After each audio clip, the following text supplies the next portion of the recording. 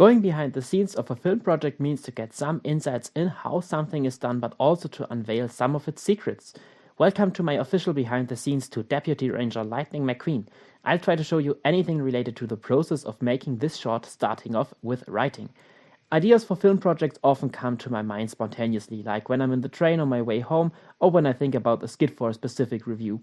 I simply start off writing, knowing the overall course of the story. Missing parts are then just filled by what comes to my mind. The script divides every scene into sub-scenes, mostly because it's more lucid, but also because my video editor tends to be overloaded by more than 500 pics. What might be most important though is how the story developed. The basis actually is my appreciation for the Deputy Hazard diecast. Last year there were only 2 cases that overfulfilled me, one of them being Jay, with the Mater variants, Westphalanapus, and the Deputy McQueen. The Cryptid Buster duo grew on me so much that the clip for the review expanded to what you know as the first Piston Peak Story, and soon another story came to me. Deputy Hazard reminds me of a TV show set in Montana, and as he looks a bit like those patrol cars out in the little towns and vast landscapes, rangers that proudly wear their sheriff stars, and somehow I could really imagine him being a park ranger also because his colors are similar to Old Gemma. Mater was the perfect bridge to Lightning becoming a ranger, and what I knew quite early too was there had to be a sequence showing all the work Lightning will have to accomplish. Besides, the idea of a naughty guest sounded appropriate as it adds more substance to the plot. Can McQueen really afford what he is demanded? He managed all tasks, was exhausted from time to time, and when it became serious, he found the balance to let off steam while staying friendly. Successfully, as Bindo even apologized. The final obstacle for me was the ending.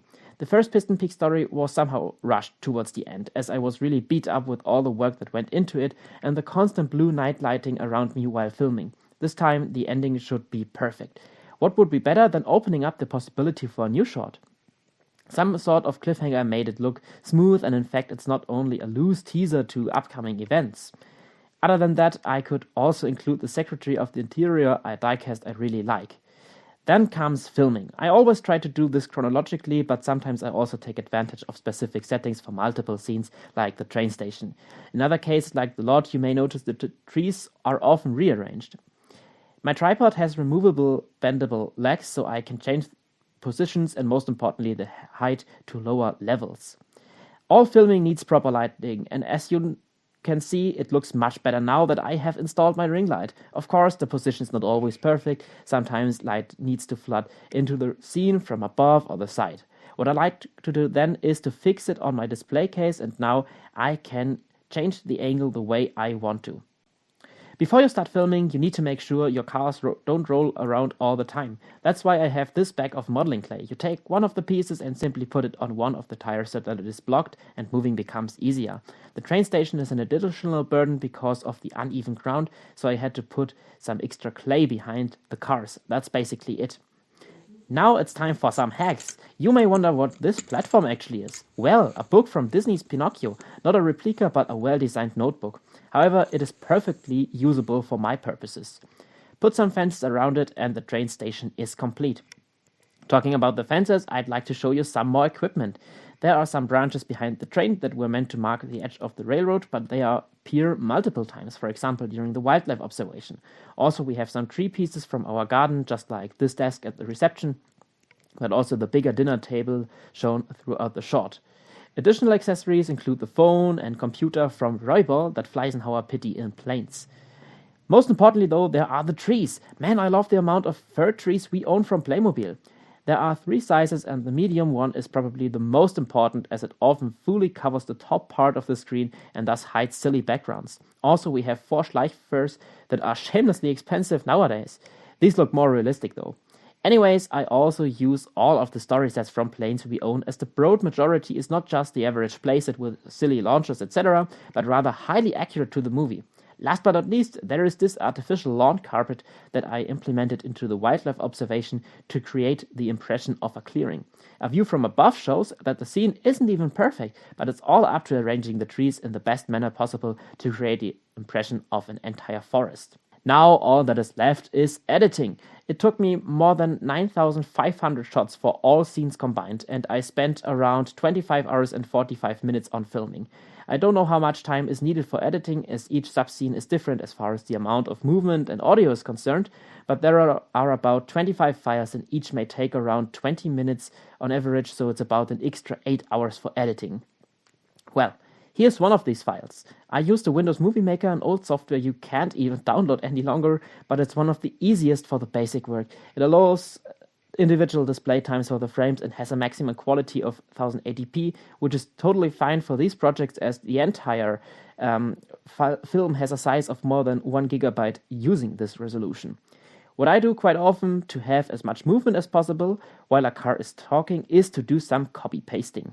For instance, Lightning moves left and right, which is repeated by copying in the files, inserting them in the opposite order and in the original again, and now you have 3 times as much of the original screen time for Lightning instead of freezing one file for ages. I know, this is quite long for a behind the scenes on a short film of less than 10 minutes, but all of you who stayed until the end are now benefited with an outlook to what comes next for the Piston Peak Story. I have quite some plans for stop motion projects this year, including new content for the Tales from Radiator Springs, but also 1 or 2 Piston Peak shorts. These are standalone stories that allow more room for me, also because this national park is very different to Radiator Springs. A town along the Route 66 mainly attracts travelers and features a fixed group of characters we basically know a lot about. Piston Peak is a place of national legacy that has visitors from the entire country and even from abroad. It is vast, has lots of different places and characters to be explored. Also, the setting allows more than just a bunch of housings and thus demands more creativity in being built. All this room leads to the upcoming projects. It will shift away from Lightning and Mater, whose visit is now over. One reason they went to Piston Peak is that this could be a place on their way home from Mato's wedding, and I personally wish it had appeared in Cars on the Road. In retrospect, they were also the perfect way to promote and market the format, as they are the most prominent Cars characters. The next short could be named Blackout, Drips Blackout, or Drip and Blackout. As a matter of fact, it will center around these and the other smoke jumpers. They haven't appeared yet, and I'd like to dive deeper into them. Drip will have some sort of blackout in the sense that he fools around more often and intense than usual. It's not very concrete, but it will show the smoke jumpers in action. This short may also be intertwined with unused ideas for Deputy Ranger Lightning McQueen. One of these included Lightning visiting the smoke jumpers training base during his work routine, being asked to try the course himself. This was cut from the short because it would have burst my time schedule, and the story has already been quite well elaborated. Showing the scenes as a flashback to what we haven't seen during Lightning's week as a deputy sounds legit though. Also, I intended to have McQueen meet Max Schnell in the park, who advertises environmental care. The reason for this is that Max is based on former Formula 1 driver Sebastian Vettel, who is indeed aware of these issues. However, the two don't need to meet necessarily. Last but not least, the 4th short makes use of the previous installments too. If you remember, Lightning openly spoke to Mater about proposing to Sally at Whitewall Falls in Cryptid Busting, and while the inclusion of that thought was rather spontaneous and aimed at adding some sort of surprise or turning point, it eventually opened the door for more Piston Peak stories. Lightning's plans will be interrupted though, because the idea of a vacation to a national park also attracts some of the townies, Flo, Ramon, Fillmore and such. These duos have a lot of potential to diversify the plot of this short, but I might also include Mater as he could interact with the park staff. I came up with this latter idea because I talked about exploring characters, but in fact we haven't really learned anything about figures like Gemma, Windlifter or Pulaski.